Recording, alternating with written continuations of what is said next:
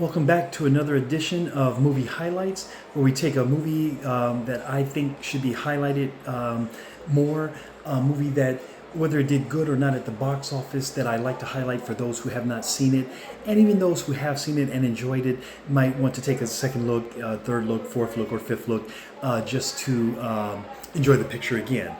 Well, today's movie is a doozy. It's one of my favorite horror films, and it has a lot of comedy in it though too.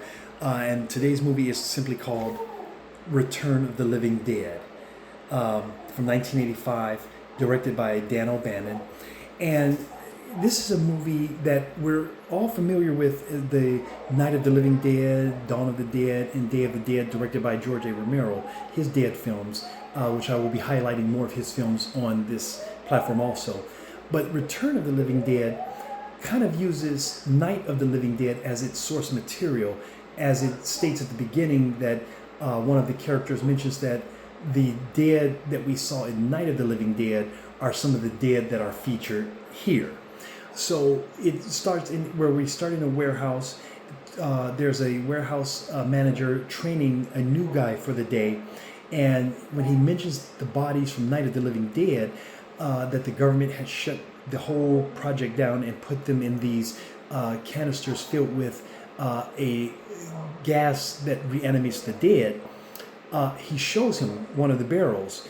And when he does, he accidentally slaps the side of it, releasing the gas, which then releases a whole horde of zombies. And then things just go haywire from there for all the living characters involved. Return of the Living Dead has a lot of humor, a lot of horror. The practical effects are excellent, especially for 1985. I think it is one of the best zombie films made. Not to take away from Romero's films, because I'm a big fan of those also, but Return of the Living Dead just has its own flavor, and it's flavored very well. And I do encourage you to see it. It's also one of the first films that highlighted zombies eating brains instead of the flesh. The brains was explained because the brain, we know, has a part called the hippocampus, which is the part that deals with pain when we go through things.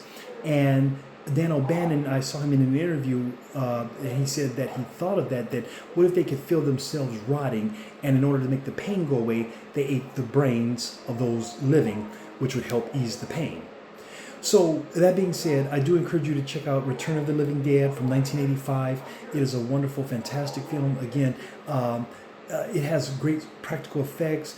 It is funny in a lot of parts, and it has a nice blend done well. It also has a very, I don't know if you can call it punk soundtrack or rock soundtrack, alternative soundtrack, but even if you're not a fan of any of those genres, I think you'll be a fan of the music that's on here. And even the original score, the theme for the film, is done very, very well by Matt Clifford.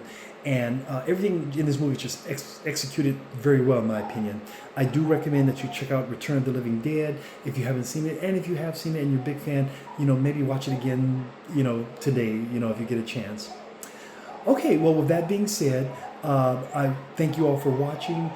Please hit the subscribe notification bell so you can get alerts when I post these. I try to do one every week or every 2 weeks.